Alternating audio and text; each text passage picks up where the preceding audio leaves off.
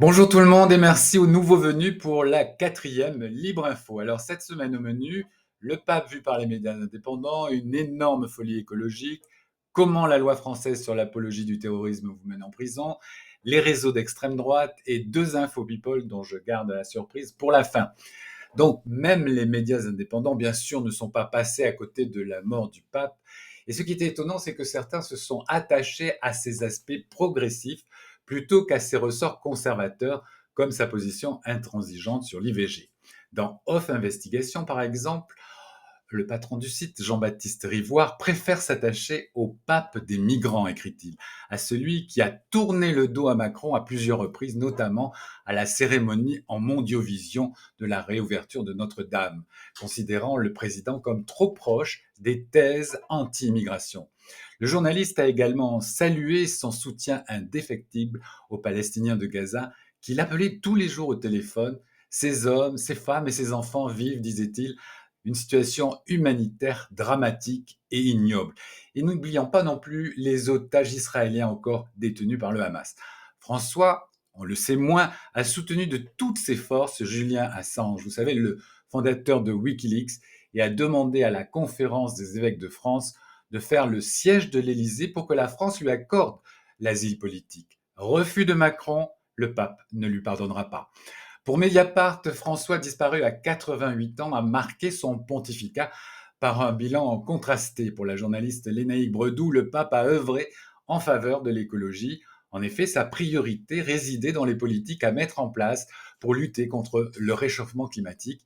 Il avait d'ailleurs publié, c'est une première, une encyclique sur le climat dénonçant les climato-sceptiques proches de l'Église. Les oreilles du catho traditionnaliste Bolloré et de ses sbires ont dû souffler plutôt très fort. Toujours en faveur, et très en faveur même des migrants, souligne la journaliste de Mediapart, car pour François, je cite, Jésus était un migrant. Le pape défunt avait également fustigé les nationalistes archaïques et belliqueux face aux migrants, avec en particulier Trump et Vance dans son viseur, Retailleau et Le Pen pour la France. Je le redis, pour François, l'avortement était, comme il l'a dit lui-même, un tueur à gages. Très conservateur sur le genre, sur l'homosexualité, il faisait acte d'ambiguïté sur ces deux sujets sociétaux. C'est le moins que l'on puisse dire. N'oublions pas non plus qu'après plusieurs erreurs sur la reconnaissance des violences sexuelles dans l'Église, le pape finit par lever le secret pontifical, mais pour les associations de victimes, c'est trop tard et trop peu. Le nouveau souverain pontife ira-t-il plus loin? On le saura dès l'apparition de la fameuse fumée blanche dans quelques semaines. Dans le sein, ou devrais-je dire, ça continue. Ils sont forts, ces pro-israéliens. Dans le média indépendant politis.fr, on apprend que partout dans le monde, les soutiens aux Palestiniens risquent jusqu'à la prison, comme au Royaume-Uni où 18 activistes sont enfermés. En Suisse, des universitaires sont licenciés.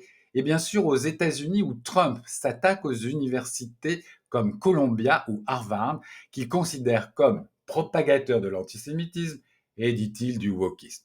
En France, le collectif Palestine vaincra vient d'être dissous dans un silence médiatique assourdissant et les manifestations féministes interdites en raison de la présence, figurez-vous, d'organisations pro-palestiniennes. Un article qui véritablement glace le sang, tant l'inversion de la vérité prônée par Goebbels prend aujourd'hui toute son dimension dans certains médias et pire dans la bouche de certains politiques, notamment chez les Républicains ou le Rassemblement national créé, j'aime à le rappeler, par un Waffen-SS. Entre parenthèses, Bardella et Maréchal autorisés de visite en Israël chez Netanyahou, tandis qu'une délégation d'une vingtaine de députés de gauche y a été refoulée. Cherchez l'erreur. N'en cherchez pas longtemps, vous avez trouvé. La spécificité de notre pays, précise politis.fr, c'est que sous couvert d'apologie du terrorisme, une loi fourre-tout de 2014, les politiciens de droite et d'extrême droite s'en servent pour tout mélanger, notamment les opinions politiques divergentes de la doxa dominante. Du coup, les associations pro-Netanyahou, comme l'OJE, l'Organisation juive européenne, ou la LDJ, la Ligue de défense juive, située à l'extrême droite et plutôt très violente, ou la LICRA, qui devrait être rebaptisée en ce moment la LICA, et qui, grâce à son réseau d'avocats bénévoles, tombe sur tous ceux qui évoquent la réalité du terrain, à savoir, et c'est l'ONU qui l'a dit, les crimes contre l'humanité, les meurtres de femmes, d'enfants, les détentions inhumaines, les assassinats de journalistes. Bref, pour évoquer ces faits bien réels, bien documentés, ces associations vous accusent d'antisémitisme. Cette loi est donc mal conçue. Elle est même critiquée par la Cour européenne des droits de l'homme car elle réprime la liberté d'expression et permet aujourd'hui en France d'être arrêté pour une opinion divergente. Et c'était d'ailleurs le cas le 24 avril dernier lors du procès de François Burqa, un éminent islamologue, un chercheur émérite au CNRS, qui a accusé sur X de génocide le gouvernement de Netanyahou d'extrême droite et a justifié historiquement, évidemment c'est un historien, l'existence du Hamas. Les délibérés de ce procès auront lieu le 28 juin prochain et c'est la même chose pour un syndicaliste de Sudrail, Anas Kazib.